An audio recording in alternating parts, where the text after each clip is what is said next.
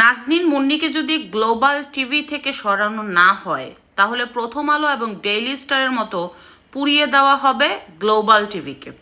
ইতিমধ্যে এই হুমকি দিয়েছে বৈষম্য বিরোধী ছাত্র আন্দোলনের ঢাকা মহানগরের কিছু নেতারা। তারা গ্লোবাল টিভির এমডিকে এই হুমকি দিয়েছেন এবং এটা অকপটে স্বীকার করেছেন বৈষম্য বিরোধীর কেন্দ্রীয় কমিটির সভাপতি রিফাত হোসেন। উনি বলেছেন, নাজনীন মুন্নিকে সরানোর জন্য আমরা স্মারকলিপি দিয়েছি। চিন্তা করেন কত বড় সাহস এদের, কত বড় জঙ্গি এরা।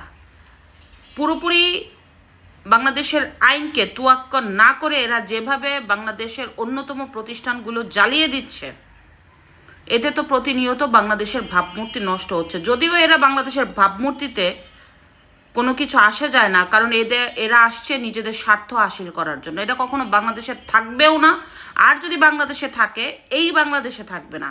এই বাংলাদেশকে ওরা পাকিস্তান, আফগানিস্তান, সিরিয়া মতো জঙ্গি একটা রাষ্ট্র তৈরি করবে। সুন্দর একটা রাষ্ট্রকে খুব নিখুঁতভাবে একবারে ধ্বংস করে দিয়েছে। এরা যুদ্ধ লাগানোর পায়তারা করছে, প্রকাশ্যে হুমকি দেয়, বিভিন্ন গণমাধ্যমে তারা পুড়িয়ে দিবে। তাহলে বুঝতেই পারেন দেশ কোথায় চলে গেছে। এই যে যমুনা টেলিভিশনের সাংবাদিক নিকোল, তাকে নিয়ে কত ধরনের অকথ্য কুকথ্য ভাষায় গালিগালাজ করা হয়েছে, অথচ এই নিকোল যখন 24-এ শেখ হাসিনার বিপক্ষে কথা বলেছিলেন, মানুষকে অনুপ্রাণিত করেছিলেন যাতে শেখ হাসিনা সরকারের পতন হয়, তখন নিকোল খুব ভালো। এখন নিকোল খারাপ, কারণ জঙ্গিদের গায়ে আঘাত লেগেছে। জঙ্গিরা যেভাবে বাংলাদেশকে একটা জঙ্গি রাষ্ট্র হিসাবে গড়ে তোলার চেষ্টা করছে, অচিরেই বাংলাদেশ ভেঙে যাবে, আর এর সাফারার ভোগ করবে সম্পূর্ণ বাংলাদেশের জনগণ। যারা খুব লাফাচ্ছে যুদ্ধ হোক যুদ্ধ হোক, প্রথম যুদ্ধটা আপনার ঘরেই হবে। প্রথম যুদ্ধটা আপনার পাড়া প্রতিবেশীর ঘরে হবে। আপনার সন্তানের গায়ে আঘাত লাগবে, আপনার গায়ে আঘাত লাগবে, এরপরে হবে যুদ্ধ। যুদ্ধটা কেন কেন এই যুদ্ধ চাচ্ছে এই জঙ্গিরা?